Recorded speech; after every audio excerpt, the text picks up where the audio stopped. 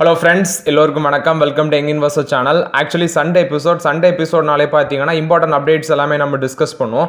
So அந்த weekly நடந்த மார்க்கெட்டில் நடந்த சில இம்பார்ட்டன்ட் அப்டேட்ஸ் அது எல்லாமே டிஸ்கஸ் பண்ணுவோம். ஸோ அது மாதிரி தான் பார்த்தீங்கன்னா ஒவ்வொரு நியூஸாட்டு பார்க்க போகிறோம். So first last market closing பார்த்தீங்கன்னா நிஃப்டி பேங்க் வந்து 53,793 பாயிண்ட்ஸில் க்ளோஸ் பண்ணியிருக்காங்க. 1,800 பாயிண்ட்ஸ் ரேலியாக இருக்குது. 3.45% பார்த்தீங்கன்னா அந்த வீக்லி மார்க்கெட்டில் நிஃப்டி பேங்க் ரேலியாக இருக்குது. நிஃப்டி 50 வந்து 25,790 பாயிண்ட்ஸில் க்ளோஸ் பண்ணியிருக்கு. 418 பாயிண்ட்ஸ் வந்து இந்த வீக்லி ரேலியாக இருக்குது. 1.65% ரேலியாக இருக்குது. அடுத்தது வந்து பார்த்தீங்கன்னா சென்செக்ஸ் 84,594 பாயிண்ட்ஸ் இருக்குது. 1,569 பாயிண்ட்ஸ் பார்த்தீங்கன்னா ரேலியாக இருக்குது. 1.89% ரேலியாக இருக்குது. அடுத்தது கோல்டு 24 கேரட் 10 கிராம் வந்து 75,930 இருக்குது. 800 ரூபா பார்த்தீங்கன்னா இன்க்ரீஸ் ஆயிருக்கு கோல்டு.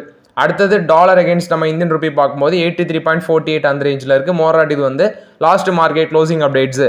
ஃபர்ஸ்ட் நியூஸ் பார்த்தீங்கன்னா பேங்கோட இந்த மாதிரிப்பட்ட கம்பெனிஸில் தான் அதிக அளவில் டெபாசிட் வந்திருக்குன்னு சொல்லி ஒரு நியூஸ் வந்திருக்கு. 2024 ஃபினான்ஷியல் இயரில் பார்த்தீங்கன்னா பேங்கை விட நான் பேங்கிங் ஃபினான்ஷியல் கம்பெனிஸில் டெபாசிட் இன்க்ரீஸ் ஆயிருக்கு. கிட்டத்தட்ட 21% வந்து இன்க்ரீஸ் ஆயிருக்குன்னு சொல்கிறாங்க. பேங்க் அதாவது March 30 அந்த கணக்குப்படி பார்த்தீங்கன்னா இந்த பேங்கோட டெபாசிட் வந்து 13.5% இருக்குன்னு சொல்லி ரிசர்வ் பேங்க் சொல்கிறாங்க. மணியை வந்து சேவ் பண்ணுறது பொதுமக்கள் பார்த்தீங்கன்னா அந்த நான் பேங்கிங் ஃபினான்ஷியலாக இருக்கிற ஸ்ரீராம் ஃபைனான்ஸு, பஜாஜ் ஃபைனான்ஸு அங்கெல்லாம் வந்து அதிகம் சேமிக்கிறாங்க அப்படின்னு சொல்லி அப்டேட் கொடுக்குறாங்க. அதே மாதிரி தான் அந்த இந்தியா ஃபுல்ஸு, நிடோ ஹோம் ஃபைனான்ஸு இந்த கம்பெனிஸ்லையும் பார்த்தீங்கன்னா அதிக டெபாசிட் வருது அப்படின்னு சொல்கிறாங்க.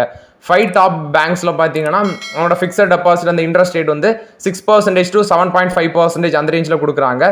பப்ளிக் பீப்புள் வந்து என்ன பண்ணுறாங்கன்னா இந்த பேங்க் அல்லாத இந்த ப்ரைவேட் நான் பேங்கிங் ஃபினான்ஷியல் கம்பெனியில் 1.03 lakh crore வந்து சேவ் பண்ணியிருக்காங்கன்னு சொல்லி ரிசர்வ் பேங்க் வந்து சொல்கிறாங்க. 2023 பேங்க்ல பண்ண டெபாசிட் தொகை, அதாவது பேங்க்ல டெபாசிட் பண்ணி சேவ் பண்ண அமௌண்ட் வந்து 9.6% தான் இருந்துன்னு சொல்றாங்க. அதே இது 2024 ஃபினான்ஷியல் இயர்ல பஜாஜ் ஃபைனான்ஸ் கம்பெனியில் வந்த டெபாசிட் தொகை வந்து 60,151 கோடின்னு சொல்றாங்க. ஸ்ரீராம் ஃபைனான்ஸ்ல வந்த டெபாசிட் அமௌண்ட் வந்து 44,444 கோடியா இருக்குன்னு சொல்றாங்க. மோராட்டு பார்த்தீங்கன்னா அந்த ட்ரிபிள் பி ரேட்டிங் உள்ள எந்த ஒரு பிரைவேட் கம்பெனிஸும் வந்து பப்ளிக் அதாவது பீப்புள் வந்து டெபாசிட் வந்து வாங்கலாம்.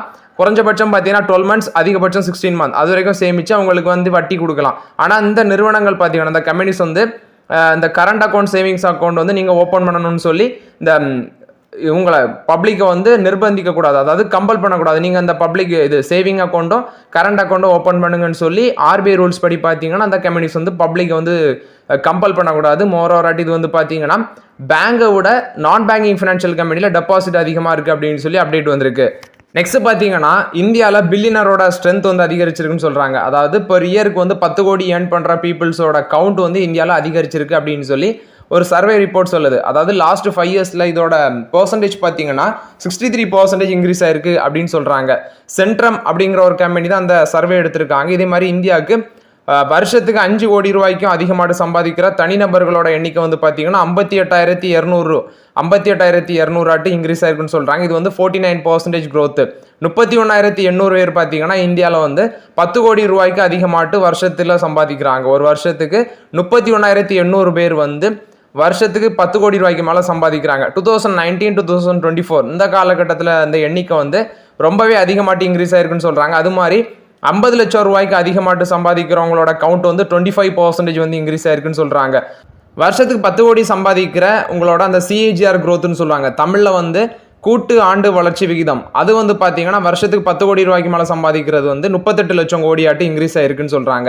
வருஷத்துக்கு 5 கோடி ரூபாய்க்கு மேலே சம்பாதிக்கிறதோட CAGR growth வந்து 40 லட்சம் கோடியாட்டு இன்க்ரீஸ் ஆயிருக்குன்னு சொல்கிறாங்க. 50 லட்சம் ரூபா வருஷத்துக்கு சம்பாதிக்கிறவங்களோட CAGR growth வந்து 49 லட்சம் கோடியாட்டு இன்க்ரீஸ் ஆயிருக்கு லாஸ்ட் 5 yearsல.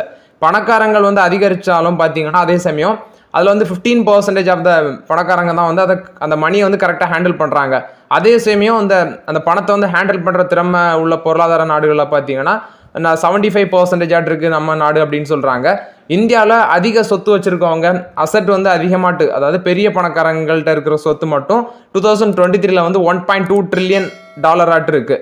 2028 வந்து அது $2.2 trillion அமெரிக்கன் டாலராட்டு இன்க்ரீஸ் ஆகும்னு சொல்கிறாங்க. 2023 to 28 அந்த காலகட்டத்தில் மட்டும் பார்த்தீங்கன்னா அதிக அசட் வச்சிருக்கிறவங்க ப்ளஸ் வந்து பெரிய பணக்காரங்களோட பணம் வந்து 13 to 14% வரைக்கும் இன்க்ரீஸ் ஆகும் அப்படின்னு சொல்லி இந்த சர்வே ரிப்போர்ட் சொல்லுது. மோராட்டி இது வந்து பார்த்தீங்கன்னா மில்லியனர்ஸ் பில்லியனர்ஸை பொறுத்த வரைக்கும் அப்டேட்டு. நெக்ஸ்ட் பார்த்தீங்கன்னா ஐஃபோன் 16 ப்ரோ வந்து இந்தியாவில் ரிலீஸ் ஆயிருக்கு. ஸோ அதோட கூட்டத்தை நீங்கள் பார்த்துருக்கணும். மக்கள் வாங்குறதுக்கு நின்ன கூட்டம் எப்படி இருந்துச்சு தெரியுமா? அவ்வளோ கூட்டம். ஸோ நீங்கள் பார்த்துருக்கோன்னு சொல்லுவாங்க. முந்தின நாளே போய் காவலாம் இருந்திருக்காங்க. ஸோ அதில் பெரிய அளவில் சேஞ்சஸே இல்லை. ஐஃபோன் 13லேருந்தே பெரிய அளவில் சேஞ்சஸ் இல்லை. ஆனால் இப்படி கூட்டமாக போய் நின்று வாங்குறாங்க மக்கள் அலமோதிட்டு. ஸோ அது அவங்களோட ஓன் விருப்பம் இருக்கட்டு. ஆனால் ஐஃபோன் வந்து இப்போ நிறைய பேர் கேட்குறீங்க துபாயில் போய் வாங்கினா லாபமா அப்படின்னு சொல்லி அதை தான் டிஸ்கஸ் பண்ண போகிறோம். ஸோ இந்தியாவில் இந்த புதுசாக இறங்கியிருக்க ஐஃபோன் 16 ப்ரோ 256 GB அந்த வசதி கொண்ட ஐஃபோன் 16 ப்ரோ மேக்ஸ் மாடலோட ரேட்டு இந்தியாவில் 1.45 lakhs 1,45,000. அது கிரெடிட் கார்டு யூஸ் பண்ணி வாங்கினீங்கன்னா உங்களுக்கு ஒரு 5,000 ரூபா பார்த்தீங்கன்னா ஆஃபர் கிடைக்கும். அப்போ 1.40 lakhs ஆட்டு வருது. துபாயில் ஐஃபோனோட ரேட் வந்து 1,16,550 வருது. ஸோ ஓகே, இப்போ துபாயை வச்சு கம்பேர் பண்ணலாம் இந்தியாவில். இப்போ நீங்கள் துபாய்க்கு போகிறீங்க, அதுக்கு விசா செலவு பார்த்தீங்கன்னா ஒரு 14 டேஸுக்கு ஒரு 7,000 ரூபா வருது. அடுத்தது அந்த டெல்லியிலேருந்து நீங்கள் துபாய்க்கு ஃப்ளைட் செலவு வந்து 20,000 வருது. ஸோ 20 + ஒரு 7,000 27,000 ப்ளஸ் வந்து ஐஃபோனோட ரேட் வந்து 1,16,550 வருது. இது எல்லாமே சேர்த்து பார்த்தீங்கன்னா நீங்கள் கிரெடிட் கார்டு யூஸ் பண்ணி வாங்கினீங்கன்னா 1.40 lakhs கிடைக்குது. ஆனால் இது வந்து நீங்கள் துபாய் போய் வாங்கினீங்கன்னா 1.43 lakhs வருது. ஸோ துபாயை கம்பேர் பண்ணும்போது பார்த்தீங்கன்னா இந்தியாவிலே அந்த ஃபோன் வந்து நம்ம வாங்கிட்டு போயிடலாம். நீங்கள் அங்கே போய் வாங்குறதுக்கு இந்தியாவிலே வாங்கிடலாம். மொராட்டி தான் வந்து நிறைய பேர் சொல்கிறாங்க துபாயில் வாங்கினா லாபம் அப்படின்னு சொல்லி. ஆனால் துபாயில் வந்து யாராவது வெளிநாட்டில் உங்கள் ரிலேட்டிவ் அங்கேருந்து வராங்கன்னா வாங்கிட்டு வர சொன்னால் உங்களுக்கு லாபமாக இருக்கும். ஆனால் வந்து நீங்கள் இதை வாங்குறதுக்குன்னே துபாய்க்கு போனீங்கன்னா அது உங்களுக்கு நஷ்டமாட்டு தான் வரும். அதுக்கு நீங்கள் ஐஃபோனை வந்து இந்தியாவிலே வாங்கிடலாம். அப்படி என்னது தான் அந்த ஐஃபோனில் இருக்குது அப்படின்னு சொல்லி நிறைய பேர் கேட்குறீங்க. ஸோ உங்களோட உள் மனசோட கொஸ்டின் எனக்கு புரியுது. ஸோ அதில் என்ன இருக்குன்னா வேர்ல்டு லெவல் கிளாஸ் கொண்ட ஒரு A18 ப்ரோ சிப் வந்து பார்த்தீங்கன்னா அந்த ஐஃபோனில் வந்து வச்சுருக்காங்க. அதே மாதிரி ஆப்பிள் இன்டெலிஜென்ஸ் AI நுட்பங்கள், அதாவது ஆப்பிள் இன்டெலிஜென்ஸ் AI டெக்னாலஜி கொண்ட ஒரு அதுவும் அந்த ஃபோனில் இருக்குன்னு சொல்கிறாங்க. கேமரா கண்ட்ரோல் பட்டன் தான் இதோட ப்ளஸ் பாயிண்ட் ஆட் இருக்குது. 6.9 அங்குல டிஸ்பிளே வச்சுருக்கிறாங்க. அதுவும் இல்லாமல் ஒரு அந்த ஸ்க்ரீன் வந்து பார்த்தீங்கன்னா கொஞ்சம் பெரிய ஸ்க்ரீன் ஆட் வச்சு இந்த ஃபோனை வந்து இன்ட்ரடியூஸ் பண்ணியிருக்காங்க. 4K 120 டால்பி விஷன் வந்து இந்த ஃபோனில் இருக்குன்னு சொல்கிறாங்க. ஹை லெவல் டெக்னாலஜியில் நீங்கள் வீடியோ எடுக்கலாம். ஸோ இதெல்லாமே இந்த ஃபோனில் வந்து ஒரு ப்ளஸ் பாயிண்டாக இருக்குது இந்த ஐஃபோன் 16 ப்ரோவில். மோராட் இது வந்து ஐஃபோனை பொறுத்த வரைக்கும் அப்டேட்டு. நெக்ஸ்ட் பார்த்தீங்கன்னா இந்தியாவில் ஒரு மிகப்பெரிய பணக்காரர் உங்களுக்கே தெரியும், முகேஷ் அம்பானி, அந்த ரிலையன்ஸ் இண்டஸ்ட்ரீஸ் குழும தலைவர். அவர் வந்து பார்த்தீங்கன்னா ரீசெண்டாட்டு போயிங் 737 MAX 9 அப்படிங்கிற ஒரு விமானத்தை வந்து வாங்கியிருக்காரு. இதில் வந்து அல்ட்ரா லாங் வகையை சேர்ந்த அந்த விமானம் இது வந்து பார்த்தீங்கன்னா பிஸ்னஸ் ஜெட்டாட்ட அவர் வாங்கியிருக்காரு. இதோட மதிப்பு வந்து 1,000 கோடி ரூபா அப்படின்னு சொல்கிறாங்க. ஸோ அந்த விமானம் வந்து பார்த்தீங்கன்னா இவர் இப்போ புதுசாட்டு வாங்கியிருக்காரு போயிங் நிறுவனம். ஆல்ரெடி இவருக்கு கைவசம் வந்து ஒரு 9 ப்ரைவேட் ஜெட் வந்து இவர் ஓன் பண்ணுறாரு. போயிங் 737 MAX இந்த 9 விமானம் வந்து ரீசெண்டாட்டு இந்தியா வந்து அடைஞ்சிருக்கு. இது பல்வேறு கட்ட சோதனைக்கு அப்புறம் தான் பார்த்தீங்கன்னா இங்கே வந்திருக்கு. இந்த விமானத்தில் என்ன தான் இருக்குது அப்படின்னு சொல்லி பார்த்தா இந்த விமானம் வந்து இந்த போயிங் விமானம் வந்து பார்த்தீங்கன்னா ஃபர்ஸ்ட் இவங்க வாங்கியிருக்காங்க. அடுத்தது இங்கேருந்து சுவிட்சர்லாண்டுக்கு எடுத்துகிட்டு போயிட்டு அதில் வந்து இவங்களுக்கு தேவையான சில சேஞ்சஸ் வந்து, அதாவது மாடிஃபிகேஷன் சொல்லுவாங்க, அந்த ஃப்ளைட்டில் வந்து அந்த போயிங் விமானத்தில் வந்து இவங்க பண்ணியிருக்காங்க. சுவிட்சர்லாண்டு எடுத்து போயிட்டு இவங்களுக்கு தேவையான அளவுக்கு வந்து அதை மாடிஃபை பண்ணியிருக்காங்க அந்த ஃப்ளைட்டை. லாஸ்ட் இயர் April 13 பார்த்தீங்கன்னா அந்த ஃப்ளைட்டை வந்து சுவிட்சர்லாண்டுக்கு எடுத்துகிட்டு போயிருக்காங்க. அங்கே வந்து பைலட்ஸ் வந்து இதை வந்து சோதனை பண்ணி பார்த்துருக்காங்க. பாசேல், ஜெனீவா, லண்டன் இந்த மாதிரிப்பட்ட விமான நிலையங்கள்லாம், ஏர்போர்ட்ஸ்லாம் வந்து பார்த்தீங்கன்னா அந்த விமானம் வந்து தரையிறங்கி பார்த்துருக்கு அப்படின்னு சொல்கிறாங்க. 6,234 கிலோமீட்டர் தூரம் வந்து இதை சோதனை பண்ணியிருக்காங்க. அதுக்கப்புறம் தான் August 28 அந்த டேட்டில் வந்து நம்மளோட டெல்லி விமான நிலையத்துக்கு இந்த ஃப்ளைட் வந்து சேர்ந்துருக்கு. இந்த விமானத்தில் CFMI LEAP 1B அப்படிங்கிற 2 இன்ஜின் வந்து இருக்குன்னு சொல்கிறாங்க. ஒன் டைம் நீங்கள் வந்து ஃபியூலை வந்து நிரப்பினீங்கன்னா 11,770 கிலோமீட்டர் வந்து ஃப்ரீயாட்டு இது பறக்கும் அப்படின்னு சொல்கிறாங்க. இந்த விமானம் வந்து அந்த ரேஞ்சில் தான் வடிவமைச்சிருக்காங்க. ஆல்ரெடி பார்த்தீங்கன்னா ரிலையன்ஸ் நிறுவனத்துக்கு பேரில் 2 ஹெலிகாப்டர் இருக்குது. டவுஃபின் ஹெலிகாப்டர் அது வந்து எளிதில் பறக்கக்கூடிய திறன் கொண்ட ஹெலிகாப்டர்ஸ். அடுத்தது வந்து சீகோர் ஸ்கை S76 அப்படிங்கிற ஹெலிகாப்டர் வந்து பார்த்தீங்கன்னா ஒரு ஷார்ட் டிஸ்டன்ஸ் தூரத்துக்கு யூஸ் பண்ணுற மாதிரி அவங்க வச்சுருக்கிறாங்க. மோராட் இது வந்து ரிலையன்ஸ் இண்டஸ்ட்ரீஸை பொறுத்த வரைக்கும் ஒரு பாசிட்டிவ் அப்டேட்டு. நெக்ஸ்ட் பார்த்தீங்கன்னா இந்த டெக் நிறுவனத்தோட, அதாவது இந்த டெக் கம்பெனிஸோட சில கெடுபிடிகளால் அவங்களோட எம்ப்ளாயிஸ் வந்து சஃபர் பண்ணுறாங்க அப்படின்னு சொல்லி ஆர்டிக்கல் வந்திருக்கு. அதாவது ஐடி கம்பெனிஸை பேஸ் பண்ணி 2 ஆர்டிக்கல் வந்திருக்கு. ரெண்டுமே முக்கியமான ஆர்டிக்கல் டிஸ்கஸ் பண்ணலாம். ஃபர்ஸ்ட் இந்த அமேசான், TCS, விப்ரோ இந்த கம்பெனிஸ் எல்லாமே பார்த்தீங்கன்னா அவங்களோட எம்ப்ளாயிஸை வந்து கொரோனா டைமில் என்ன பண்ணாங்கன்னா ஒர்க் ஃப்ரம் ஹோம் வந்து ஒரு பெரிய பேச்சுவார்த்தையாக இருந்துச்சு. அந்த டைமில் எம்ப்ளாயிஸ் எல்லாமே ஒர்க் ஃப்ரம் ஹோம் வேலை பார்த்தாங்க. அந்த சமயத்தில் அவங்க வேலையும் பார்த்துக்கலாம், ப்ளஸ் வந்து வீட்டில் உள்ள வேலையும் பார்த்துக்கலாம், அப்படி இருந்துச்சு. ஆனால் இப்போ அமேசான் கம்பெனி என்ன பண்ணிட்டாங்கன்னா இந்த ஒர்க் ஃப்ரம் ஹோமை வந்து இது பெர்மனண்ட் தூக்கிட்டாங்க. பெர்மனண்டாக அந்த ஒர்க் ஃப்ரம் ஹோமே வசதியை நீக்கிட்டாங்க. அடுத்தது விப்ரோ எடுத்து பார்த்தீங்கன்னா வாரத்தில் 3 நாள் வந்து நீங்கள் வந்து ஆஃபீஸ் வந்து வேலை பார்க்கலாம் அப்படின்னு சொல்லி அந்த ஸ்கீம் வச்சுருக்காங்க. வீட்டிலேருந்து வேலை பார்க்குறது வந்து பார்த்தீங்கன்னா எம்ப்ளாயிஸுக்கு வசதியாக இருந்தாலும் இந்த கம்பெனிஸ் வந்து அதுக்கு வந்து செவிசாய்க்கிறதே இல்லை அப்படின்னு சொல்லி ஆர்டிகிள் சொல்கிறாங்க. வாரத்தில் 3 நாள் அலுவலகத்துக்கு வரட்டா அந்த எம்ப்ளாயிஸுக்கு வந்து சேலரியை கட் பண்ணுறது, அடுத்து வந்து பார்த்தீங்கன்னா ஃபைன் போடுறது, இது மாதிரி வந்து கொஞ்சம் கெடுபிடிகளை வந்து அவங்களோட எம்ப்ளாயிஸுக்கு வந்து இந்த டெக் கம்பெனிஸ் பண்ணுறாங்க. ஆனால் அது வந்து எம்ப்ளாயிஸுக்கு சுத்தமாக பிடிக்கல அப்படின்னு சொல்லி இப்போ நியூஸ் வந்திருக்கு. அது மட்டும் இல்லாமல் பார்த்தீங்கன்னா நம்மளோட வேலை வாய்ப்பையும் ப்ளஸ் வந்து வீட்டில் உள்ள வேலையும் சமநிலையாட்டு வச்சு பார்க்கணும் அப்படின்னு சொல்லி தான் அந்த கொரோனா காலகட்டத்தில் நிறைய பேர் வந்து ஃபீல் பண்ணியிருப்பாங்க. வீட்டிலேருந்து வேலை செஞ்சோன்னா அந்த ட்ராவல் டைம் வந்து மிச்சமாக வாய்ப்பு இருக்குது. அதாவது ட்ராவல் டைம் மிச்சமாகும் அப்படின்னு சொல்லி டைமும் சேவ் ஆகும்னு சொல்லி எம்ப்ளாயிஸ் ஒரு பக்கம் சொல்கிறாங்க. 2023 அந்த டைமில் போப்போஸ் அவங்களோட ஆர்டிகல் படி பார்த்தீங்கன்னா 71% ஆஃப் த எம்ப்ளாயிஸ் வந்து அவங்களோட அமெரிக்காவில் 71% ஆஃப் த எம்ப்ளாயிஸ் அமெரிக்காவில் அவங்களோட ஒர்க்கை வீட்டிலேருந்தே பண்ணுறது மூலமாட்டு அவங்களோட ஒர்க் லைஃப் வந்து கரெக்டாக பேலன்ஸ் ஆகும் அப்படின்னு சொல்லி அது வந்து பார்த்தீங்கன்னா அந்த ஒர்க் லைஃப் பேலன்ஸ் ஆகிறது சிறப்பாக இருந்துச்சுன்னு சொல்கிறாங்க. இந்தியாவிலையும் பார்த்தீங்கன்னா ஆஃபீஸ் போய் வேலை பார்த்தீங்கன்னா அந்த வேலையோட தரம் வந்து குறைவாக இருக்குதுன்னு சொல்லி எம்ப்ளாயிஸ் கருத்து தெரிவிக்கிறாங்க. ஒரு பக்கம் பார்த்தீங்கன்னா இன்ஃப்ளேஷன் ரைஸ் ஆகுது, அதே சமயம் வந்து டிராவல் எக்ஸ்பென்சஸ், அந்த டிராவல் போகிற தூரம், அடுத்தது ஆஃபீஸில் பார்த்தீங்கன்னா சில பிரச்சனைகள் இருக்கும், இது ஒரு பிரச்சனையாட்டி எம்ப்ளாயிஸ் சொல்கிறாங்க. அடுத்தது வந்து எக்ஸ்பர்ட்ஸ் என்ன சொல்கிறாங்கன்னா ஆஃபீஸில் நீங்கள் வந்து சக எம்ப்ளாயிஸ் கூட வந்து கொஞ்சம் நட்புறவு, அதாவது ஃப்ரெண்ட்ஷிப்பை மெயின்டைன் பண்ணணும். சரியான பிளான் இருந்துச்சுன்னா பார்த்தீங்கன்னா நீங்கள் வந்து கரெக்டாக உங்களோட ஒர்க் லைஃப்பை பேலன்ஸ் பண்ணலாம் அப்படின்னு சொல்லி எக்ஸ்பெக்ட் பண்ணுறாங்க. இது வந்து ஐடி கம்பெனிஸில் வந்து பார்த்தீங்கன்னா எம்ப்ளாயிஸ் வந்து சில பிரச்சனைகளை வந்து ஃபேஸ் பண்ணுறாங்க. நெக்ஸ்ட் வந்து பார்த்தீங்கன்னா ஒரு சார்ட்டர்ட் அக்கௌண்ட் எம்ப்ளாயி வந்து இறந்துருக்காங்க. அவங்களோட நேம் வந்து பார்த்தீங்கன்னா அண்ணா செபாஸ்டின். இது வந்து தேசிய அளவில் பெரிய பிரச்சனையாச்சு, உங்களுக்கு எல்லாமே தெரியும். உங்களோட ஏஜ் வந்து வெறும் பார்த்தீங்கன்னா 26 ஏஜாக தான் இருக்குது. சார்ட்டர்ட் அக்கௌண்ட்னா பட்டய கணக்காரர்னு சொல்லுவாங்க. ஸோ அவங்க தான் வந்து பார்த்தீங்கன்னா இறந்துருக்காங்க. ஸோ புனேயில் வந்து ஒரு கம்பெனியில் வேலை பார்த்துருக்காங்க, ஏர்ன்ஸ்ட் அண்ட் யங் அப்படிங்கிற புனேயில் ஒரு கம்பெனி. இவங்க வந்து பார்த்தீங்கன்னா கேரளாவை சார்ந்தவங்க. இந்த அண்ணா செபாஸ்டின் வந்து கேரளாவை சார்ந்தவங்க.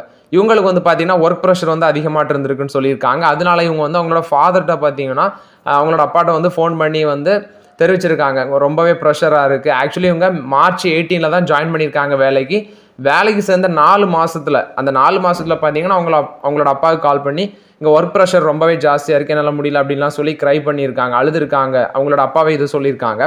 ஸோ அவங்க அப்பா என்ன சொல்லியிருக்காங்க, நீங்கள் வந்து ரிசைன் பண்ணிவிட்டு வாங்க, ஊருக்கு வாங்க அப்படின்னு சொல்லியிருக்காங்க. ஆனால் இவங்க வந்து ரிசைன் பண்ணாமல் நான் வேலையை பார்க்குறேன் அப்படின்னு சொல்லியிருக்காங்க.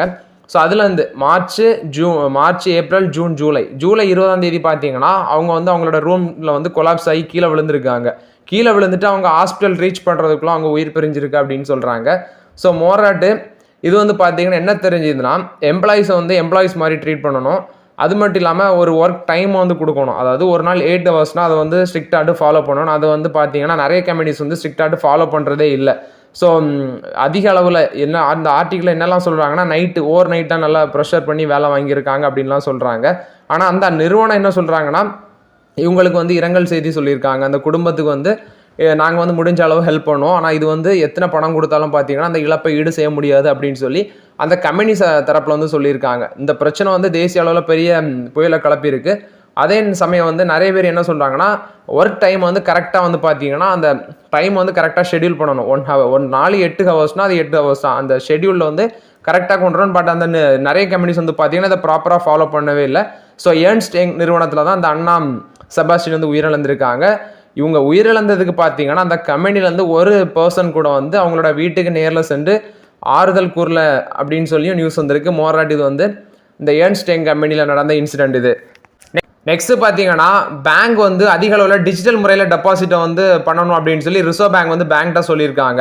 இது எதுக்குன்னா பணப்புழக்கத்தை வந்து பார்த்தீங்கன்னா கட்டுப்படுத்துறதுக்கு வேண்டி தான் அந்த முறையை இன்ட்ரடியூஸ் பண்ணுறோம் அப்படின்னு சொல்லி ரிசர்வ் பேங்க் வந்து பேங்க்குக்கிட்ட அப்டேட் கொடுக்குறாங்க. ஜூலை மந்தில் பார்த்தீங்கன்னா 5% வந்து இந்த ரன் ஆஃப் ஃபேக்டர் அப்படிங்கிற முறையில் வந்து டெபாசிட்டை இன்க்ரீஸ் பண்ணணும்னு சொல்லி பேங்க்ஸ்ட்டை வந்து ரிசர்வ் பேங்க் வந்து ஒரு அப்டேட்டை கொடுத்துருந்தாங்க. ஸோ இந்த நடைமுறை வந்து பார்த்தீங்கன்னா நெக்ஸ்ட் ஏப்ரலில் வந்து எஃபெக்டிவ் வரும்னு சொல்லி ரிசர்வ் பேங்க் வந்து பார்த்தீங்கன்னா சொல்லியிருக்காங்க. ஆனால் கொண்டு வாங்கன்னு சொல்லி பேங்க்கிட்ட ரிசர்வ் பேங்க் வந்து அப்டேட் கொடுத்துருக்காங்க. ஆனால் இந்தியன் பேங்க் அசோசியேஷன் என்ன சொல்கிறாங்கன்னா இந்தியன் பேங்க் அசோசியேஷனாக இருக்கிற IBA இவங்க ரிசர்வ் பேங்க்கிட்ட வந்து ஒரு அப்டேட் கொடுத்துருக்காங்க.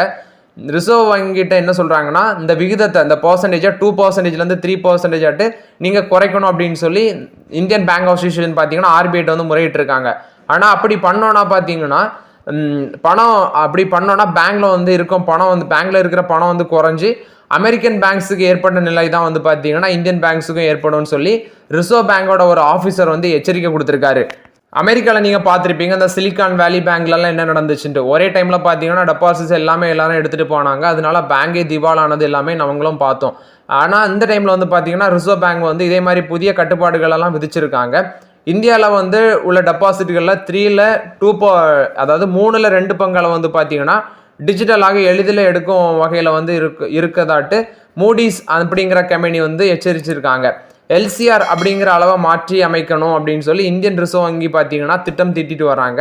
இது தொடர்பான இறுதி முடிவு எடுக்கிறதுக்கு பேச்சுவார்த்தை நடத்திட்டு வராங்க ரிசர்வ் வங்கி. அதாவது அதுக்குள்ள சில வழிமுறைகளை வந்து வகுக்கிறதுல வந்து இறுதி செய்யும் பணிகளில் ஈடுபட்டு இருக்கிறதாட்டு ஆர்பிஐ சொல்லியிருக்காங்க. மோராட்டு இது வந்து பார்த்தீங்கன்னா ஆர்பிஐ கொடுத்த அப்டேட்டு.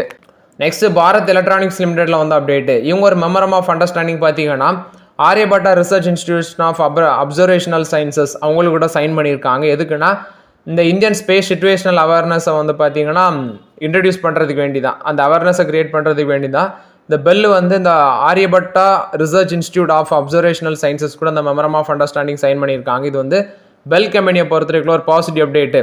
கோல் இம்போர்ட் வந்து 40.56% இன்க்ரீஸ் ஆயிருக்கு. 25.23 மில்லியன் டன்ஸ் ஆட்டு இன்க்ரீஸ் ஆயிருக்குன்னு சொல்கிறாங்க ஜூலையில். அதே கோல் இம்போர்ட் சேம் வந்து ப்ரீவியஸ் ஃபிசிக்கல் இயரில் பார்த்தீங்கன்னா 17.95 மில்லியன் டன்ஸாக இருந்திருக்கு. இப்போ 25.23 மில்லியன் டன்ஸாக இன்க்ரீஸ் ஆயிருக்கு. ஏப்ரல் டு ஜூலை அந்த காலகட்டத்தில் பார்த்தீங்கன்னா கோல் இம்போர்ட் வந்து 100.48 மில்லியன் டன்ஸாக இருந்திருக்கு. அதே இயரோகோ பீரியடில் 89.11 மில்லியன் டன்ஸாக இருந்திருக்கு. ஸோ கோல் இம்போர்ட் பார்த்தீங்கன்னா இன்க்ரீஸ் ஆகிட்டே தான் வருது. அது வந்து வருங்காலத்தில் வந்து இன்னும் இன்க்ரீஸ் ஆகும் அப்படின்னு சொல்கிறாங்க. மோராட் இது வந்து கோல் இம்போர்ட்டை பொறுத்த வரைக்கும் update. So okay friends, actually இந்த வீடியோவில் சில இம்பார்ட்டன்ட் அப்டேட்ஸ் எல்லாமே டிஸ்கஸ் பண்ணோம். ஸோ இந்த சண்டே எபிசோட் உங்களுக்கு யூஸ்ஃபுல்லாக இருக்கும்னு நினைக்கிறேன். யூஸ்ஃபுல்லாக இருந்துச்சுன்னா லைக் பண்ணுங்கள், சப்ஸ்கிரைப் பண்ணுங்கள், கமெண்ட் பண்ணுங்கள். Okay friends, thank you.